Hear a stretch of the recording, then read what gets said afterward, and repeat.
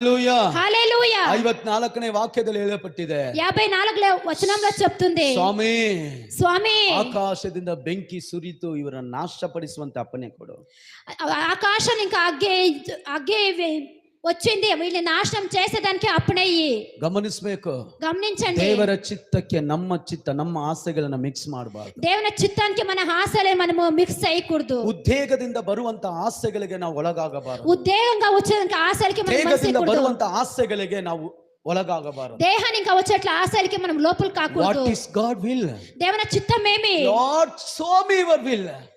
ದೇವರೇ ನಿನ್ನ ಚಿತ್ತವನ್ನು ತೋರಿಸು, నీ చిత్తాన్ని చూపించు. ನಂಬರ್ 2, రెండేదిగా ವಿಮೋಚನ ಕಂಡ 4:13. ನಾನು ಬೇಗ ಹೋಗ್ತೀನಿ, విమోచన కాండ 4 ಎಲ್ಲ ಮುಗಿಸಕ್ ಸಮಯ ಇಲ್ಲ, ಅದರಿಂದ ಸ್ವಲ್ಪ ಸ್ಪೀಡ್ ಆಗಿ ಹೋಗ್ತೀನಿ. ಎರಡನೇ ಕಾರ್ಯము ವಿಮೋಚನ ಕಂಡ 4:13 ತೆಗೆದಿಟ್ಟುಕೊಳ್ಳ್ರಿ. విమోచన కాండ 4:13 వచనం తీసి పెట్టుకోండి.